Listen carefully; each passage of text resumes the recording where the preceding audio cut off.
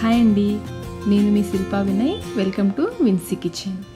ఈరోజు మన రెసిపీ వచ్చేసి గోంగూర పండు మిర్చి నిలవ పచ్చడి. ఈ రెండింటి కాంబినేషన్లో చేసే ఈ నిలవ పచ్చడి రుచి అయితే చాలా బాగుంటుందండి. ఈ సీజన్లో దొరికే పండు మిర్చితో చాలా రకాల పచ్చళ్ళు పట్టొచ్చు. ఆల్రెడీ మన ఛానల్లో అచ్చంగా పండు మిర్చి నిలవ పచ్చడి రెసిపీ ఉందండి, కావాలంటే ఒకసారి చూడండి. ఈరోజైతే మనం పండు మిర్చి గోంగూర నిలవ పచ్చడి పక్కా కొలతలతో ఎలా తయారు చేసుకోవాలో చూద్దాము. వేడి అన్నంలో కొంచెం నెయ్యి వేసుకొని తిన్నారంటే రుచి అదిరిపోతుందండి. నోట్లో నీళ్ళు వచ్చేస్తున్నాయి కదా. మరి ఇంకెందుకు ఆలస్యం, ప్రాసెస్లోకి వెళ్ళిపోదాం. ఇక నేను 10 గోంగూర కట్టలు తీసుకున్నాను. సైజ్ చూడండి, ఈ సైజువి కొంచెం మీడియం సైజ్ కట్టలు 10 తీసుకున్నాను. వీటిని శుభ్రంగా ఒలిచేసుకుని ఒకసారి ఆకులు వెయిట్ ఎంత వచ్చాయి మీకు పక్కా కొలతలతో చూపించాలని వేయింగ్ మెషిన్లో చూపిస్తున్నాను. ఆకులు అయితే అటు ఇటుగా 400 గ్రాములు వచ్చాయండి వెయిట్. వీటిని శుభ్రంగా 2-3 సార్లు, బాగా ఇసుకుంటుంది గోంగూరలో, 2-3 సార్లు శుభ్రంగా కడిగేసి తడి లేకుండా బాగా ఆరపెట్టుకోవాలి. చూడండి విధంగా ఎక్కడ కూడా తడి లేకుండా ఆరపెట్టుకొని పక్కన పెట్టేసుకోండి. ఈ 10 కట్టల గోంగూరకి నేను 1/2 కిలో పండుమిర్చి తీసుకున్నాను. ఈ పండుమిర్చిని కూడా శుభ్రంగా తొడిమలు తీయకుండానే ఉప్పు నీళ్ళలో కడిగేసుకుని తడి లేకుండా తుడిచేసి ఫ్యాన్ గాలికి 1 అరగంట పాటు ఆరపెట్టుకోవాలి. ఈ కొలుచుకున్న పండుమిర్చిని కూడా పక్కన పెట్టేసుకోండి. ఇప్పుడు మనం చింతపండు కొలుచుకుందాము. ఒక మీడియం సైజ్ నిమ్మకాయ అంతా చింతపండు తీసుకోవాలి. ఇది వచ్చేసి 20 గ్రాములు ఉంటుంది. దీన్ని గింజలు ఎనిలు లేకుండా శుభ్రం చేసుకోండి. ఇప్పుడు ఉప్పును కొలుచుకుందాము. ఇక నేను 75 గ్రాముల కల్లుప్పు తీసుకున్నాను. ఈ పచ్చళ్ళకి కల్లుప్పు అయితేనే బాగుంటుంది. ఇలా అన్నీ కొలిచి పక్కన పెట్టేసుకోండి. ఇప్పుడు స్టవ్ పైన ప్యాన్ పెట్టేసుకుని 1/2 కప్పు నూనె పోసి కాగనివ్వాలి. ఇది వచ్చేసి అటు ఇటుగా 50 ml వరకు ఉంటుంది. నూనె కాగిన తర్వాత గోంగూర వేసుకోవాలి. మొత్తం గోంగూర మీకు ప్యాన్కి సరిపోతే మొత్తం గోంగూర వేసేసుకోండి, లేదా 2 సార్లుగా వేయించుకోవచ్చు. నాకైతే మొత్తం ఒకేసారి పట్టేసింది. లో టు మీడియం ఫ్లేమ్లో ముందు ఇది కొంచెం మెత్తబడేంత వరకు మీడియం ఫ్లేమ్లో పెట్టేసుకోండి.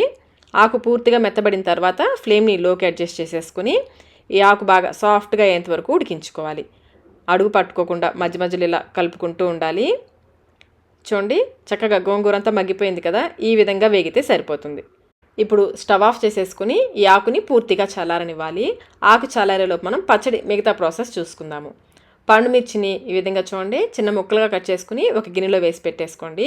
అలాగే మిక్సీ జార్లో మనం కొలిచి పెట్టుకున్న కళ్ళుప్పు, చింతపండు కూడా వేసి మధ్యలో ఆపుకుంటూ ఇది కొంచెం పొడిగా అయ్యేంత వరకు గ్రైండ్ చేసుకోవాలి. చూడండి ఈ విధంగా గ్రైండ్ చేసుకోవాలి. ఇప్పుడు ఇందులో మనం కట్ చేసి పెట్టుకున్న పండు మిర్చి ఉన్నాయి కదా, అవి వేసేసుకోవాలి. అలాగే 20 వరకు వెల్లుల్లి రెబ్బలు కొంచెం పెద్దవి చూసి వేసుకోండి. 1 స్పూన్ నిండుగా వేయించిన మెంతుల పొడి, ఇది వచ్చేసి వెయిట్లో 5 గ్రామ్స్ ఉంటుంది. 5 గ్రాముల వేయించిన మెంతి పిండి, 1/2 టీ స్పూన్ పసుపు వేసి మధ్యలో ఆపుకుంటూ కొంచెం పలుకులుగా ఉండేలాగా గ్రైండ్ చేసుకోవాలి. మరీ మెత్తగా కాకుండా కొంచెం పలుకులుగా గ్రైండ్ చేసుకోవాలి. ఇప్పుడు ఇందులో పూర్తిగా చల్లారిన గోంగూర వేసుకోవాలి. మొత్తం గోంగూర ఒకేసారి వేయకుండా కొంచెం వేసుకుంటూ కచ్చాపచ్చాగా గ్రైండ్ చేసుకోవాలి. గోంగూర మరీ మెత్తగా పేస్ట్ అయిపోకూడదండి, కొంచెం అక్కడక్కడ ఆకులు ఉండే విధంగా ఈ విధంగా గ్రైండ్ చేసుకోవాలి. ఇది కొంచెం నలిగిన తర్వాత కొంచెం గోంగూర వేసుకోవాలి. ఈ విధంగా కొంచెం గోంగూర వేసుకుంటూ గ్రైండ్ చేసుకోవాలి.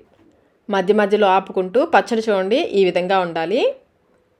మీకు ఒకవేళ ఉప్పు తక్కువైంది అనిపిస్తే ఇప్పుడు ఒకసారి టేస్ట్ చెక్ చేసుకుని కొంచెం మీరు కావాలంటే వేసి కలుపుకోవచ్చు. చూడండి ఈ విధంగా కొంచెం కచ్చాపచ్చగా ఉంటేనే గోంగూర పచ్చడి బాగుంటుంది. ఇలా తయారు చేసుకున్న గోంగూర పచ్చడి గ్లాస్ జార్లో స్టోర్ చేసుకుంటే 1 సంవత్సరం పాటు నిలవ ఉంటుంది. మీరు ఎప్పుడు కావాలంటే అప్పుడు కొంచెం పచ్చడిని తీసుకుని పోపు వేసుకోవచ్చు. మొత్తం ఒకేసారి వేసే కంటే కూడా అప్పటికప్పుడు కొంచెం పచ్చడి తీసుకుని పోపు వేసుకుంటే బాగుంటుంది. ఇప్పుడు మనం కొంచెం పచ్చడి పోపు వేసుకుందాము. ప్యాన్లో 1/2 కప్పు వరకు నూనె వేసి నూనె కాగిన తర్వాత 1/2 టీ స్పూన్ ఆవాలు, 1/2 టీ స్పూన్ జీలకర్ర, 1/2 టీ స్పూన్ వచ్చేసి పచ్చిశనగపప్పు, 1/2 టీ స్పూన్ వచ్చేసి మినపగుళ్ళు వేసుకుని వేయించుకోవాలి. ఈ పప్పులు ఎర్రగా వేయించుకొని స్టవ్ ఆఫ్ చేసేసుకోండి. స్టవ్ ఆఫ్ చేసుకున్న తర్వాత 1 ఎండుమిర్చిని తుంపి వేసుకోండి. అలాగే 5-6 చిన్న వెల్లుల్లి రెబ్బలు, కొంచెం ఇంగువ, 2 పఫ్స్ ఇంగువ వేసుకుని వేయించుకోవాలి. అలాగే కొంచెం కరివేపాకు కూడా వేసుకుని వేయించుకోవాలి. మనం స్టవ్ ఆన్లోనే ఉంచామనుకోండి ఇవన్నీ బాగా ఎక్కువ వేగిపోతాయి. పప్పులు వేగగానే స్టవ్ ఆఫ్ చేసుకుంటే ఆ వేడికి మిగతావన్నీ వేగిపోతాయి.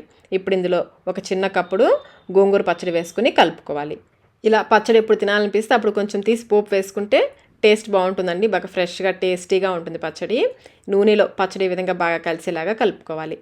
అంతేనండి, గోంగూర పండు మిర్చి నిలవ పచ్చడి రెడీ అయిపోయింది. మిగిలిన పచ్చడిని గ్లాస్ జార్లో పెట్టి స్టోర్ చేసుకుంటే 1 సంవత్సరం పాటు ఈ పచ్చడి నిలువ ఉంటుంది. వేడి అన్నంలో కొంచెం నెయ్యి వేసుకొని తింటే చాలా బాగుంటుందండి పచ్చడి. మేము ఇందులో కొన్ని ఉల్లిపాయ ముక్కలు కూడా వేసుకుంటామండి. పచ్చడిలో ఉల్లిపాయ ముక్కలు, గోంగూర పచ్చడిలో ఉల్లిపాయ ముక్కలు చాలా బాగుంటాయి. మీలో ఎంతమంది గోంగూర పచ్చడిలో ఉల్లిపాయ ముక్కలు వేసుకుంటారో కమెంట్లో చెప్పండి. అలాగే ఈ రెసిపీని మీరు కూడా తప్పకుండా ట్రై చేయండి. ట్రై చేసి మీకు టేస్ట్ ఎలా అనిపించిందో మాకు కమెంట్ రూపంలో తెలియచేయండి. ఈ వీడియో మీకు నచ్చినట్లయితే లైక్ చేయండి. మీ ఫ్రెండ్స్కి, ఫ్యామిలీ మెంబర్స్కి షేర్ చేయండి. Thank you.